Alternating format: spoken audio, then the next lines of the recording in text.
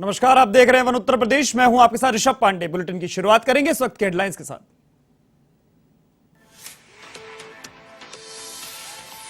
उत्तर प्रदेश में मिशन रोजगार के जरिए युवाओं को सौगात। 431 अभ्यर्थियों को मुख्यमंत्री योगी ने नियुक्ति पत्र किए वितरित। लोक भवन में कृषि विभाग में चयनित अभ्यर्थियों को सौंपे नियुक्ति पत्र।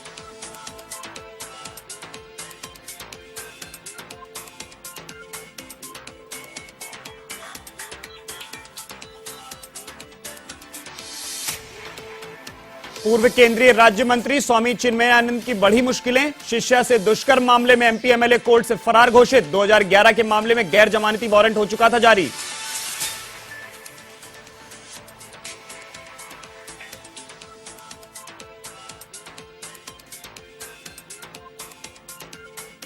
कानपुर के गड़हरिपुरवा में आग का तांडव। साइकिल की गद्दी बनाने वाली फैक्ट्री में लगी आग। 3 मजदूरों की इलाज के दौरान मौत, कई झुलसे।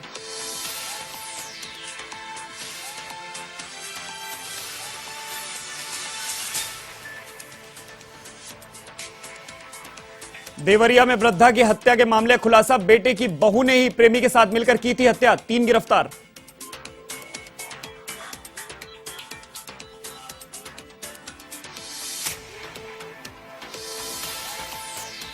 गोंडा के परसपुर ब्लॉक में विकास के नाम पर करोड़ों का घपला। ऑडिट रिपोर्ट में 12.5 करोड़ का घोटाला आया सामने। डीपीआरओ को भेजी गई रिपोर्ट। जिम्मेदार अधिकारियों से वसूली की उठी मांग।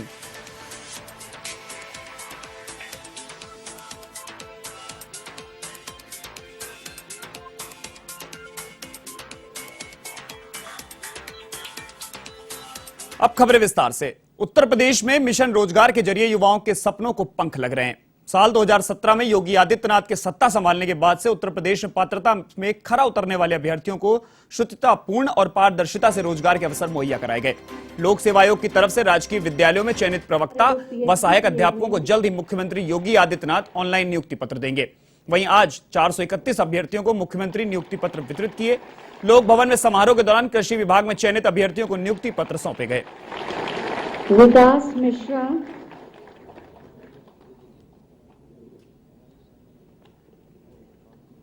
सुमा,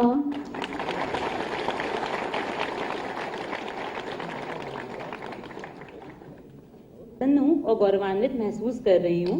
मुझे ये कहने में अत्यंत हर्ष हो रहा है कि सब मंत्री जी के कर कमलों से आप सबके चयन के लिए आप सभी नवचयनित कृषि प्राविधिक सहायकों को और आपके सभी के परिवारजनों को, अभिभावकों को हृदय से बधाई देता हूं।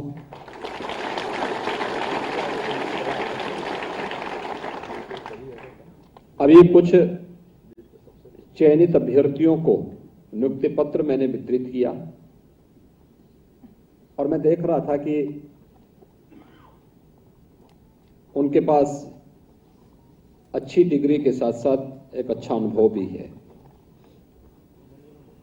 लेकिन उस प्रतिभा और उस अनुभव का लाभ राज्य के अन्नदाता किसानों को नहीं मिल पा रहा था। मुझे प्रसन्नता है कि प्रदेश सरकार ने प्रदेश के अंदर वरिष्ठ प्राविधिक सहायक ग्रुप ए के जिन पदों का याचन भेजा था, यहां से लोक सेवा आयोग के लिए भेजा था, उनमें से 50% जिन पदों पर उत्तर प्रदेश लोक सेवा आयोग के द्वारा चयन की प्रक्रिया होनी थी, जो शेष पद हैं वह विभागीय प्रोन्नति के माध्यम से आगे बढ़ेंगे, लेकिन 50% जिन पदों के चयन की प्रक्रिया संपन्न होनी थी उनमें 431 तो आज यहां पर नियुक्ति पत्र वितरण का कार्य हो रहा है।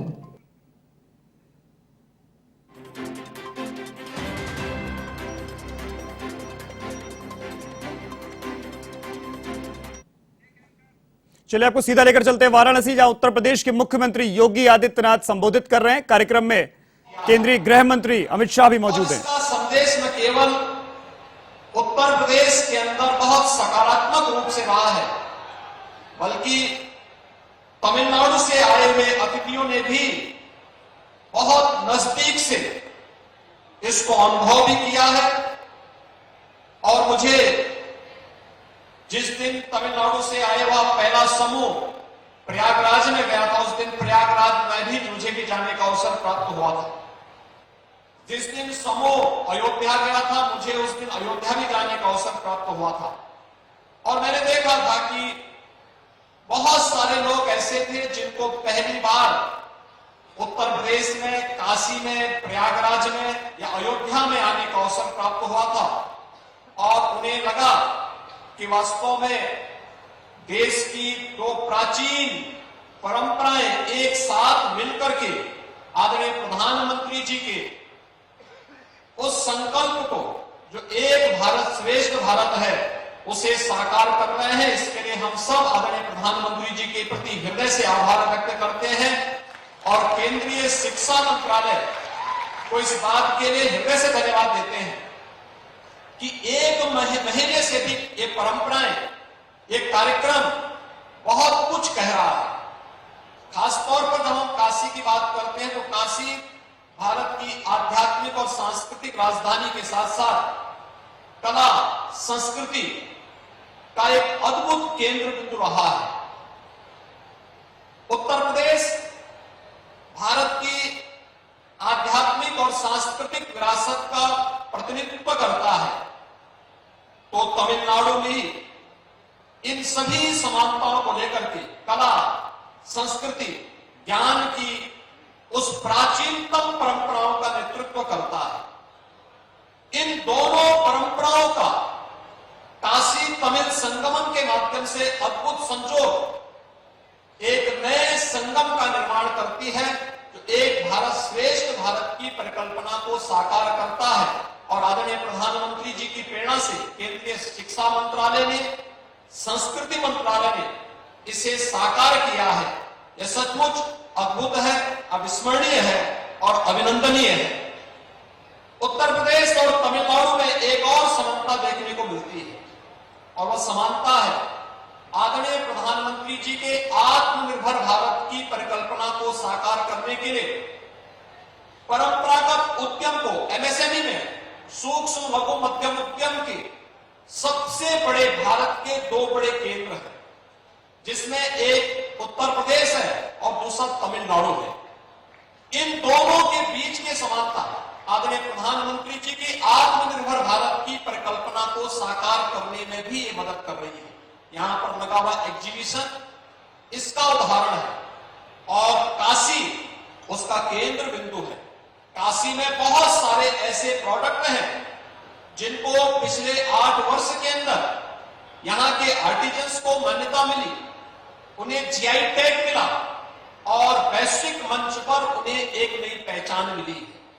यह जो संजोग है, प्राचीन काल से ही काशी भगवान विश्वनाथ के पावन ज्योतिर्लिंग के कारण, भगवान विश्वनाथ के इस पावन धाम के कारण जहां जग विख्यात रहा है, तमिलनाडु में भगवान श्री राम के द्वारा स्थापित रामेश्वरम का पवित्र ज्योतिर्लिंग, इन दोनों पवित्र ज्योतिर्लिंगों के समन्वय के साथ साथ आध्यात्मिक और सांस्कृतिक विरासत और इस देश में भारत को आत्मनिर्भर भारत बनाने के लिए अपनी परंपरागत उद्यम को प्रोत्साहित करने के आदरणीय प्रधानमंत्री जी की प्रेरणा के दो महत्वपूर्ण केंद्रों का इस संगम भी विगत 1 माह से बहुत कुछ प्रेरणा दिया है। हमें विश्वास है कि जो शुरुआत पवित्र कार्तिक मास में काशी तमिल संगमम के माध्यम से प्रारंभ हुई है, यह परंपराएं निरंतर आगे बढ़ती रहनी चाहिए। इस अवसर पर मैं इस बात के लिए भी धन्यवाद दूंगा कि महाकवि सुब्रमण्यम भारती जी ने इसी तमिलनाडु से आकर के इसी काशी की धरती पर जो ज्ञान और साहित्य की समृद्ध परंपरा दी है, उत्तर प्रदेश सरकार भारत सरकार के साथ मिलकर के उनके इस पवित्र परंपरा को, उनके स्मारक को भव्य स्वरूप देने में अपना भरपूर योगदान देगा। मैं एक बार फिर से आज के इस कार्यक्रम में आदरणीय गृह मंत्री जी का, तमिलनाडु के माननीय राज्यपाल जी का, अपने केंद्रीय मंत्रियों का और तमिलनाडु से आए हुए सभी सम्मानित अतिथियों का एक बार फिर से उत्तर प्रदेश आगमन पर हृदय से स्वागत करता हूं और मुझे पूरा विश्वास है कि आप अपनी इस यात्रा की मधुर स्मृतियों को तमिलनाडु के हर घर तक, हर गांव तक पहुंचा करके इस परंपरा को अनवरत आगे बढ़ने के लिए तमिलनाडु के अलग अलग क्षेत्र से जुड़े हुए अन्य महानुभावों को भी उत्तर भारत और उत्तर प्रदेश आने के लिए प्रेरित करेंगे। आप सबकी इस पवित्र यात्रा के लिए मेरी मंगलमय शुभकामनाएं हैं। आप सब को मैं इस बात के लिए अपनी शुभकामनाएं देता हूं। धन्यवाद। जय हिंद। हर हर महादेव।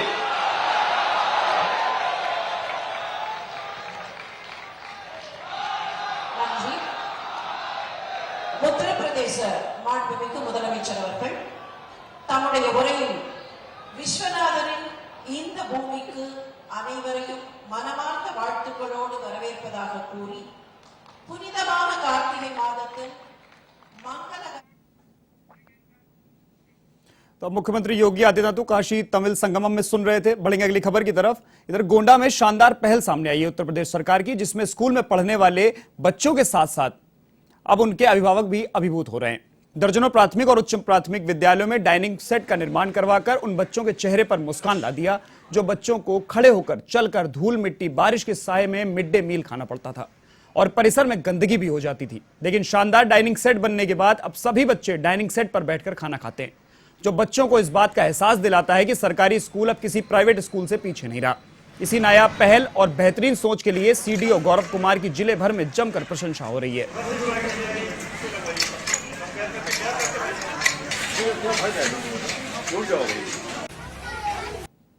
जिलाधिकारी महोदय के मार्गदर्शन में एक प्रयास जो है यहाँ किया जा रहा है कि अधिक से अधिक विद्यालयों में डाइनिंग शेड, जिसे एमडीएम शेड का भी नाम दिया गया है, बनाए जा सके।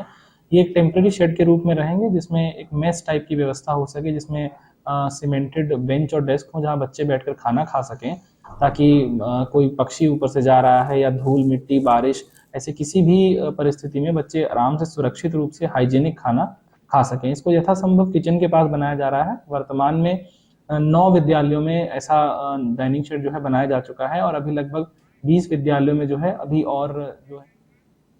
पूर्व केंद्रीय गृह राज्य मंत्री स्वामी चिन्मयानंद की मुश्किलें एक बार फिर से बढ़ गई हैं। शिष्या के साथ दुष्कर्म के मामले में शाहजहांपुर की एमपी एमएलए कोर्ट ने स्वामी चिन्मयानंद को फरार घोषित किया है।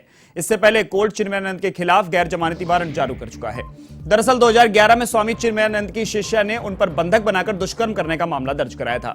दुष्कर्म का मामला शाहजहांपुर के एमपी एमएलए कोर्ट में चल रहा था। कोर्ट ने पेश होने के लिए चिन्मयानंद को समन भेजे थे, लेकिन कोर्ट में पेश न होने पर एमपी एमएलए कोर्ट ने उनके खिलाफ गैर जमानती वारंट भी जारी किया। चिन्मयानंद के खिलाफ एनबीडब्ल्यू जारी किया जा चुका है, लेकिन वो कोर्ट में पेश नहीं हुए। ऐसे में एमपी एमएलए कोर्ट ने स्वामी चिन्मयानंद को फरार घोषित कर दिया है।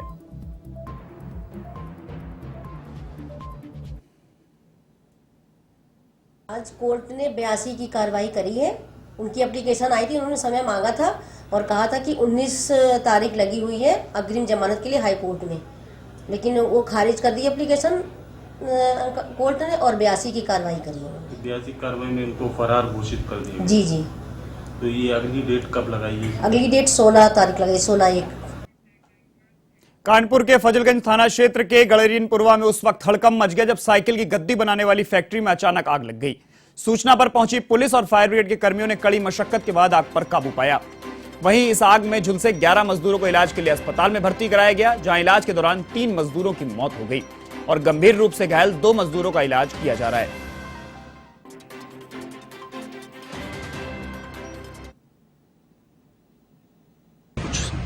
दिनांक 15/16 की सुबह लगभग 4:30 बजे थाना फजलगंज पर एक सूचना मिली कि एक बिल्डिंग में आग लगी हुई है और कुछ लोग वहां पे फंसे हुए हैं।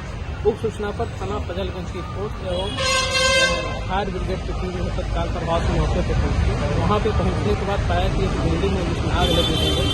आग की जो व्यापकता थी उसको दृष्टिगत रखते हुए तत्काल प्रभाव से अन्य जो हमारे फायर स्टेशन है जैसे किलवाई नगर, कर्नलगंज, वहां से फायर ब्रिगेड की टीम और एम्बुलेंस को मौके पर। खबर वाराणसी से है, जहां दशवाशमेध थाना क्षेत्र के जंगमबाड़ी मोहल्ले में एक मकान ढह गया। मलबे में परिवार के 5 लोग दब गए। इनमें 48 वर्षीय महिला की मौत हो गई। मृत महिला का नाम बेबी वर्मा था। वहीं 4 घायलों को मलबे से निकाला गया। इनमें किसी को गंभीर चोट नहीं आई है। इधर सूचना पर दशवाशमेध थाने के पुलिस के अलावा फायर ब्रिगेड और एनडीआरएफ की टीम रेस्क्यू करने पहुंची। डीएम एस राजलिंगम भी घटनास्थल पर पहुंचे। उन्होंने घायलों और आसपास के लोगों से पूछताछ की। शुरुआती जांच में सामने आया है कि मकान काफी जर्जर हो चुका था, इसलिए मकान भरभरा कर गिर गया।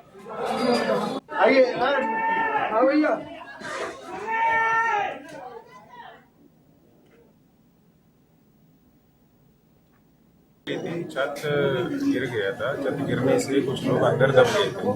तब तुरंत तत्काल पे पुलिस और फायर के और प्रशासन के लोग पहुंचे हैं और उस समय घटना के समय जो लोग अंदर थे वो तुरंत बाहर निकल के आए। कुछ लोगों को हल्की से चोट लगी थी और अभी बाकी लोग ये कह रहे थे कि एक महिला है उनका पता नहीं हो पा रही है, इसलिए जो इतना मलबा अंदर गिरा बहुत सकरा है, इसलिए पूरे मलबे को अंदर निकालने का काम चल रहा है। बाकी जो जितने लोग बाहर आ गए उनके हल्की चोट है, उनका प्रारंभिक इलाज। उत्तर प्रदेश के देवरिया जनपद में पुलिस ने बुजुर्ग महिला की मर्डर मिस्ट्री को सुलझाते हुए उसकी बहू और प्रेमी को गिरफ्तार कर लिया है। पुलिस ने बताया कि यह हत्या अवैध संबंध को छिपाने के चक्कर में की गई थी। बता दें कि मृतक महिला को अपनी बहू के अवैध संबंध की जानकारी हो गई थी और वह अपने बेटे को बताने की कोशिश कर रही थी। तभी बहू और उसके प्रेमी ने गला दबाकर बुजुर्ग महिला को मौत के घाट उतार दिया और शव को 2 दिन तक घर में छिपा कर रखा हुआ था। वहीं दुर्गंध आने के बाद शव को गांव के बाहर दुर्गा मंदिर के पास फेंक कर फरार हो गए।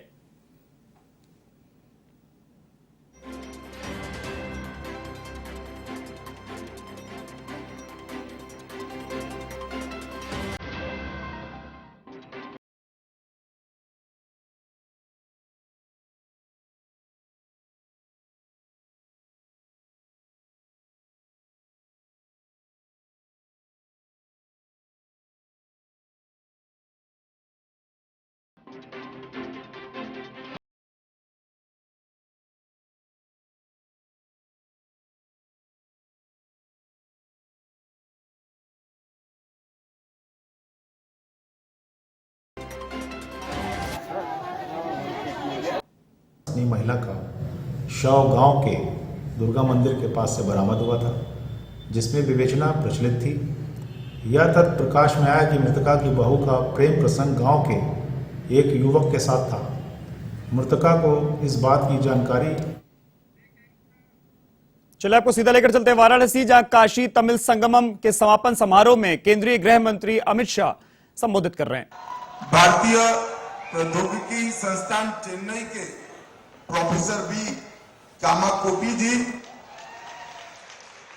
और आज के कार्यक्रम में उपस्थित सभी भाइयों बहनों और विशेषकर तमिलनाडु से आए हुए सारे भाइयों बहनों को वणक्कम, नमस्कार। मित्रों, आज एक प्रकार से प्रधानमंत्री मोदी जी की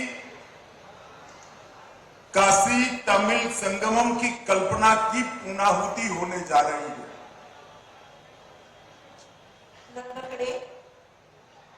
பாரத பிரதமர் திரு நரேந்திர மோடி அவர்களுடைய தொலைநோக்கு கற்பனையில் தொலைநோக்கு தீர்க்க தரிசனத்தில் உதித்ததுதான் காசி तमिल संगमम என்கிற இந்த நினைவு। मगर मैं इतना कहना चाहता हूं, ये पूर्णाहुति नहीं है, ये शुरुआत है भारतीय संस्कृति की 2 उत्तुंग शिखर, तमिलनाडु की संस्कृति, दर्शन, भाषा, कला, ज्ञान और समग्र विश्व में जिसकी मान्यता है, ऐसी काशी की नगरी की इस सांस्कृतिक विरासत के मिलन की शुरुआत है और यहीं से रास्ता आगे जाने वाला है। நண்பர்களே, இது ஒரு புதிய மலர்ச்சி என்று சொல்லுவதை விட மிக நீண்ட காலமாக கலை, பண்பாடு, ஞானம் போன்ற பல்வேறு விஷயங்களில் காசியும் நெடுநாட்களாக ஆழ்ந்திருக்கிறது, தமிழ்நாடும் ஆழ்ந்திருக்கிறது। இப்போது இந்த தொடர்பின் பாதை இன்னமும் அகலப்பட்டிருக்கிறது என்பதை நாம் உணர வேண்டும்। क्योंकि ये प्रयास आजादी के तुरंत बाद होना चाहिए था, काफी सालों तक नहीं हुआ। एक लंबे गुलामी के कालखंड ने हमारी हमारी सांस्कृतिक एकता, हमारी विरासत की विविधता और हमारी अलग अलग संस्कृतियों के अंदर भारतीय आत्मा की एकरूपता को कुछ हद तक मलिन किया था। उसको पुनः जागरण की जरूरत थी। आजादी के तुरंत बाद ये प्रयास होना चाहिए था, परंतु ये प्रयास कई सालों तक नहीं हुआ। मुझे आनंद है कि आजादी के अमृत महोत्सव के वर्ष में श्री नरेंद्र मोदी जी ने भारतीय सांस्कृतिक एकता का पुनः जागरण का एक प्रयास किया है। मैं इसके लिए मोदी जी को बहुत बहुत धन्यवाद देता हूं। बढ़ेंगे अगली खबर की तरफ। उत्तर प्रदेश के गोंडा के परसपुर ब्लॉक में भ्रष्टाचार का मामला उजागर हुआ है। यहां विकास के नाम पर 12.5 करोड़ रुपए के गबन का खुलासा हुआ है। भ्रष्टाचार खुलासा उस वक्त हुआ जब ऑडिट टीम ने अपनी रिपोर्ट डीपीआरओ को भेजी। ऑडिट टीम ने जिम्मेदारों से ब्याज समेत रिकवरी की बात कही। रिपोर्ट में बताया गया कि सड़क, नाली, सीसी रोड और तालाब जैसे कई कार्यों के लिए पैसे निकाल लिए गए और पैसों का गबन किया गया। यह घोटाला वित्तीय वर्ष 2019-20 में किया गया है। जिन विकास कार्यों की कार्य योजना तैयार की गई थी उन्हें कागजों पर पूरा दिखा दिया गया। इसके प्रपत्र भी तैयार नहीं किए गए। ई स्वराज ऐप पर भी आधी अधूरी जानकारी दी गई। ऑडिट टीम ने ब्लॉक की 68 ग्राम पंचायतों में 12.48 करोड़ रुपए के घोटाले की पुष्टि की है। वहीं जिला पंचायती राज अधिकारी लालजी दुबे ने कहा कि संबंधित ग्राम सचिवों को नोटिस जारी कर 15 दिन के भीतर अभिलेख जमा करने और जवाब देने के लिए कहा गया है।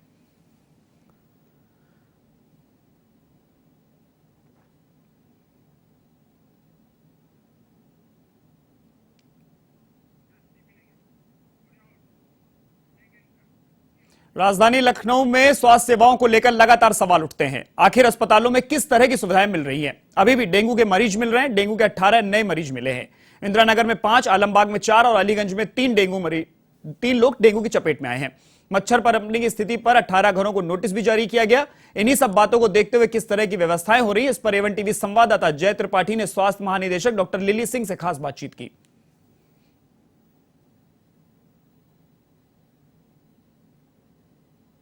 अगर हम स्वास्थ्य और चिकित्सा की बात करें तो जिस तरीके से राजधानी लखनऊ में जो बीमारियां थीं उन पर रोक लगाने का पूरा प्रयास किया गया था और कहीं न कहीं सफलता भी प्राप्त की गई थी। लेकिन अगर आज की हम बात करें वर्तमान स्थिति की, तो आज कहीं न कहीं राजधानी लखनऊ में 18 डेंगू के मरीज पाए गए हैं और इन्हीं सब विषयों को लेकर इस समय हम जो लखनऊ पहुंचे हैं स्वास्थ्य भवन और महानिदेशक हमारे साथ डॉक्टर लिली सिंह जी हैं।